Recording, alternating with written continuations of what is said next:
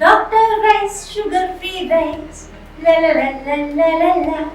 Doctor rice diabetic rice ని తినండి. కేశవాస్ ఆంధ్రప్రదేశ్ రైతు సంఘం ఏలూరు జిల్లా కార్యదర్శి. ఈరోజు ఈ రబీ కాలంలో చివరి దశలో ధాన్యం అమ్ముకోవడానికి రైతులు చాలా ఇబ్బంది పడాల్సిన పరిస్థితి వచ్చింది. ఇవాళ చివరికి టార్గెట్ అయిపోయిన పేరుతో కూడా రైతులు చాలా ఇబ్బంది పెట్టారు. అయితే రైతులు ఆందోళన చేసిన మీదట టార్గెట్స్ పెంచారు, ఉన్న ధాన్యాన్ని కొనుగోలు చేశారు. అయితే 24 గంటలు మించకుండా 48 గంటల లోపుగా ఇవాళ మేము ధాన్యం డబ్బులు రైతుల ఖాతాలో జమ చేస్తామని చెప్పేసి ప్రభుత్వం చెప్తా ఉన్నది. అయితే ఈ రోజు కూడా ఏలూరు జిల్లా పరిధిలో దాదాపు 89 కోట్ల రూపాయలు అంటే 90 కోట్ల వరకు రైతుల ఖాతాలకి జమ కావాల్సిన పరిస్థితి ఉన్నది. మరి నిన్న మినిస్టర్ గారు కూడా చెప్పిన దాంట్లో కూడా ఈ 89 కోట్ల రూపాయలు రైతులకు చెల్లించాల్సిన పరిస్థితి ఉన్నట్టుగా ఆయన రాష్ట్ర శివసేన శాఖ మంత్రి గారు చెప్పిన మాటలు కూడా ఉన్నది. కాబట్టి అంటే ధాన్యం డబ్బులు మేము సకాలం వేస్తున్నాం, వెంటనే వేస్తున్నాం, గత ప్రభుత్వం కంటే మెరుగ్గా అని చెప్పుకుంటా ఉన్నారు.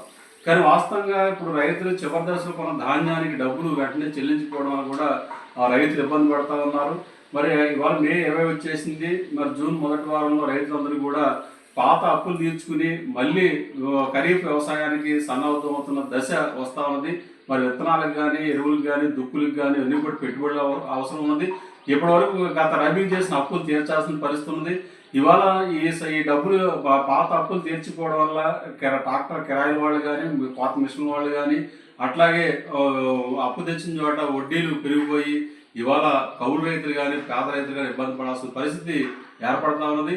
కాబట్టి ఇప్పటి వరకు వెంటనే డబ్బులు వేసిన మాట వాస్తవమే. అయితే మిగిలిన డబ్బులు కూడా ఈ ధాన్యం బకాయి సొమ్ములు కూడా వెంటనే రైతుల ఖాతాలకు జమ చేసి ఆదుకోవాలని చెప్పేసి మేము రైతు సంఘం తరఫున విజ్ఞప్తి చేస్తా ఉన్నాం. గత వారం రోజుల నుంచి రైతులందరూ కూడా సివిల్ సప్లై కార్యాలయం చుట్టూ ఈ ధాన్యం బకాయిల కోసం కాళ్ళకు చెప్పులు అడిగిలా తిరగాల్సిన పరిస్థితి కూడా వస్తూ ఉన్నది. కాబట్టి ఈ ధాన్యం బకాయి సొమ్ములు ఎప్పుడు ఇస్తారు, ఎలా ఇస్తారనే విషయాలు కూడా వాస్తవ విషయాల్ని రైతాంగానికి తెలియజేసే విధంగా ప్రభుత్వం ఒక ప్రకటన చేయాలని, ఈ ధాన్యం బకాయి సొమ్ములు వెంటనే చెల్లించాలని చెప్పేసి మేము ఆంధ్రప్రదేశ్ రైతు సంఘం తరఫున కోరుతా ఉన్నాం. ఇండియా పాకిస్తాన్ తాజా అప్డేట్స్ కోసం డౌన్లోడ్ చేసుకోండి RTV లైవ్ యాప్.